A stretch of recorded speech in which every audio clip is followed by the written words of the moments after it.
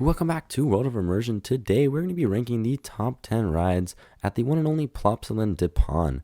Now this park is very famous for one ride and one ride only, I feel like, and that is going to be Ride to Happiness. So obviously we're going to be talking about that ride on this list. But honestly, this park has a ton of other great rides that absolutely get overlooked because of how great Ride to Happiness is. So I figured it would be a great idea to come on here and rank all top 10 of our favorite rides at this park. We spent an entire day at this park, so we got a chance to check out a bunch of rides on this list. And let me just say that these rides are great. It's absolutely much more of a family park than a thrill park. Ride to Happiness is really the only major, super big thrilling ride. But honestly, these other rides are great as well, and absolutely a great time. And I would definitely check out these rides if you're visiting the park. But before we start today's video, be sure to hit that subscribe button so you never miss when we have brand new content. It shows that over 97% of you guys are not subscribed to watch these videos, so if you could, please hit that subscribe button. It really helps out the channel a ton. That being said, let's get right into the video.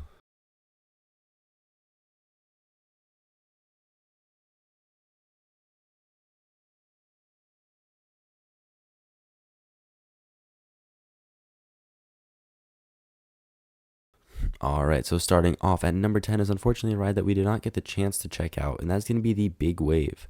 Now this is a very similar flat ride to a lot of other ones out there. It is one of those Zamperla disco rides, and this one is a great time. It has some really awesome theming.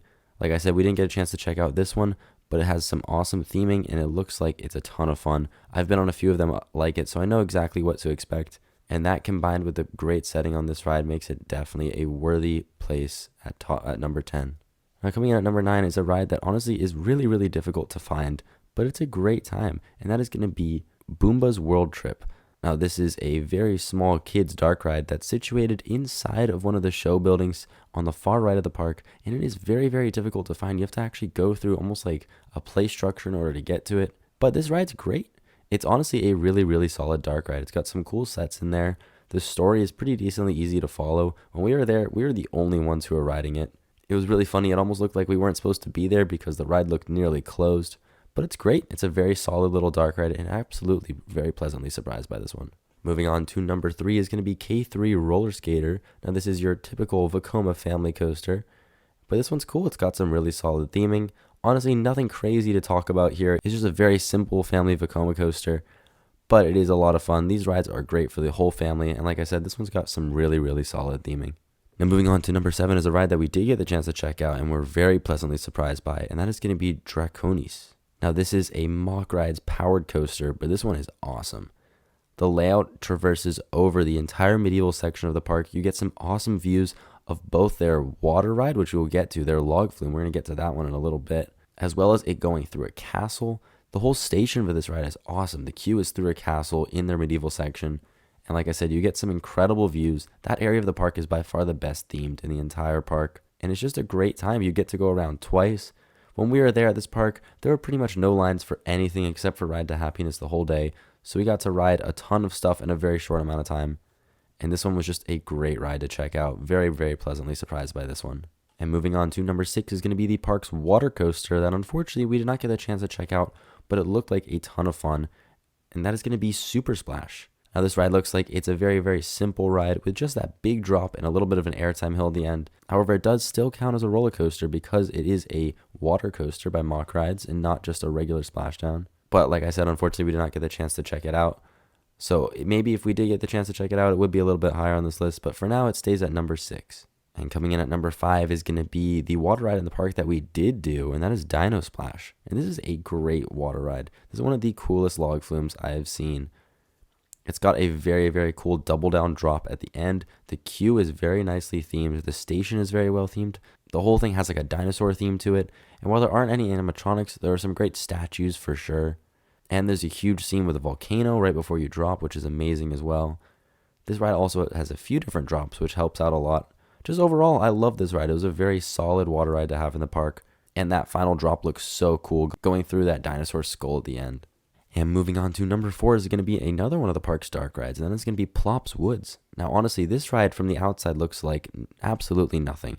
In fact, the queue also is not very great. It's just a huge indoor cattle pen, and then you just kind of see a little bit of a screen and just a flat wall before you board. But then you board this boat, and this ride is just awesome. It's got some huge sets. There are a ton of animatronics in there, and I was completely shocked by how cool this ride was. It is one of the coolest little dark rides I've ever seen at any of like independent park before. Like I said, these sets are huge and incredibly immersive. The world that it puts you in is amazing, and like I said, there are a ton of animatronics. Do not sleep on this ride whatsoever if you are visiting Plopsaland. It's once again one of those rides that's kind of difficult to find, but it is a ton of fun, and I absolutely recommend checking it out. But moving on to our top 3, and I feel like the top 3 at Plopsaland upon is really, really strong. I feel like for the most part, most people are going to have a very similar top 3, but the order in which you put them in is probably going to change a little bit from person to person. But for me, coming in at number 3 is going to be the park's family GCI roller coaster, Heidi the Ride.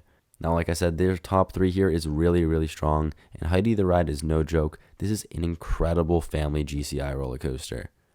Now, don't let its family size fool you. This ride has some really, really solid airtime. The first drop is great, and it is buttery smooth. It's one of the smoothest wooden coasters I've been on.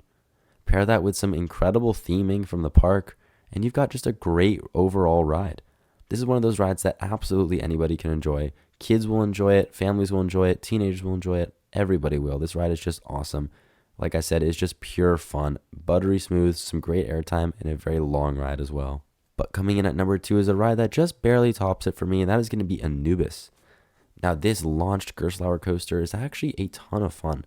While it's not the most intense ride in the world, and it's also not necessarily the smoothest in the world, its elements can be a lot of fun for sure. That first launch is actually much punchier than I expected it to be. It's got some solid little pops of airtime. The inversions are a lot of fun. Like I said, it's a little bit forceless, but the theming and just the overall fun factor of this ride makes up for it. This station was also one of the coolest stations I have ever seen. It's this huge building. It looks almost like a house, and it is decorated very, very well. The queue inside is also amazing, and that station is incredible. But obviously, coming in at number 1, there should be absolutely no surprise to anybody, is going to be my favorite roller coaster in the entire world. If you haven't already, be sure to check out that top 25 ranking so you can hear me talk even more in depth about how amazing this ride is. And that, of course, is the one and only Ride to Happiness. Now, like I said, I already have a ton of videos on the channel talking about how incredibly perfect this ride is. But I'll just say there is absolutely no coaster on the planet like it. I think it has absolutely by far the best layout of any roller coaster in the world.